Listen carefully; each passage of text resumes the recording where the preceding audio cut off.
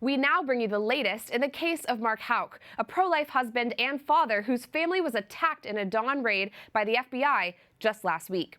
As you may have heard, dozens of FBI agents descended upon the Houck's home on the morning of September 23rd and arrested Mr. Houck in front of his wife and very young children. A few nights ago on Tucker Carlson Tonight, Mr. Houck's wife shared that her children are still shocked by what happened and that there has been, quote, a lot of crying and unrestful sleep in their home since the incident.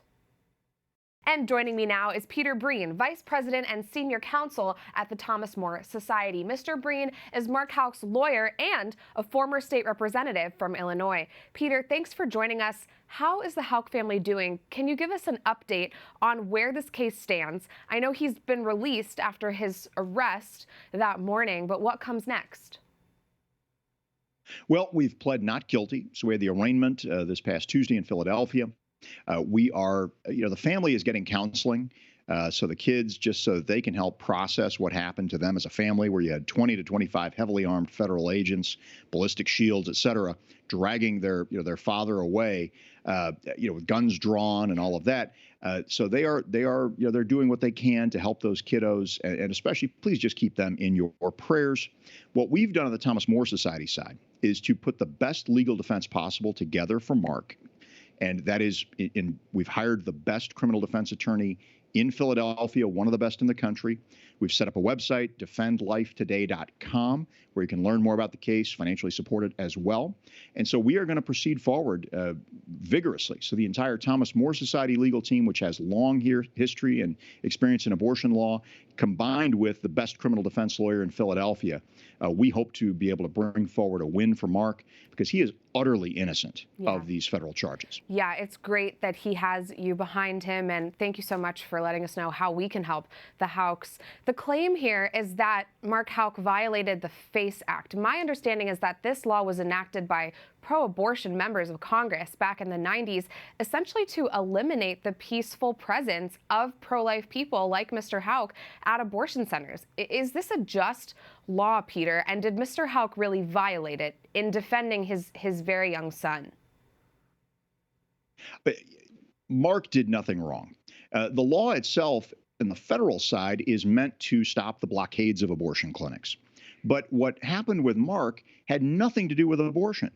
The alleged victim, a 72-year-old man, actually came away from the gates of the clinic, approached Mark and his 12-year-old son, his then 12-year-old son, and started harassing the son.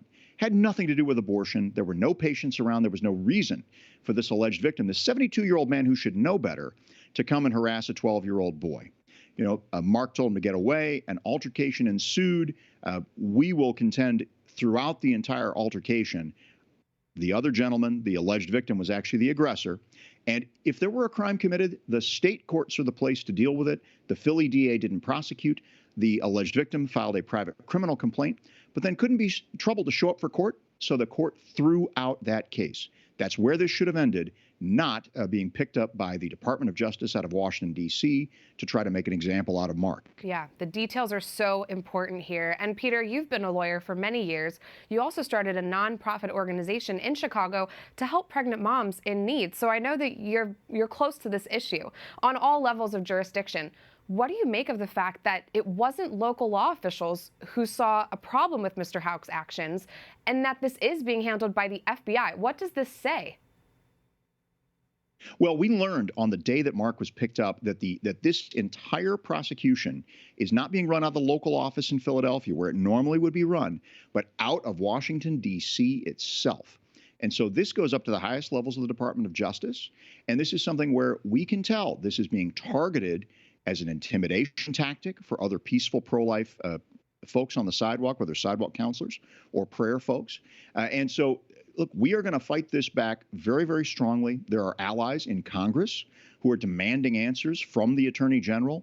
And so really with the folks in Congress working and us working on the legal side, hopefully to get a strong, not guilty verdict for Mark in the court there, we can drive the DOJ, this very biased, partisan DOJ, back and get them off of the backs of the peaceful pro-life people of this country, people of faith, who are just merely exercising their First Amendment rights outside of the nation's abortion centers. Right. And you're totally right, Peter. This is an intimidation tactic on the part of a biased DOJ, federal people in Washington. What is your message to pro-life people who regularly pray at these abortion clinics who might be intimidated right now? Well, and look, we've heard from our folks, and it's a difficult time. It's a difficult time for the country in a variety of areas. Please keep the faith and keep our number handy. We're not the only lawyers out there. There are plenty of other fine law firms that can help, but we are glad to serve 40 Days for Life, Sidewalk Advocates for Life, Live Action, and other entities that are doing good work all across the country, especially at our nation's abortion clinics. So please call us if you have any issue. Reach out right away, and so we can get a lawyer to help you out and evaluate whether that's a serious threat or if it's if it's nothing at all. But that's something we're uniquely able to do and glad to do at Thomas More Society. Well, that is great to know. You are definitely a warrior for our cause. Thank you so much, Peter Breen of the Thomas More Society, for the work that you do. God bless you. God bless, Prudence. Thank you.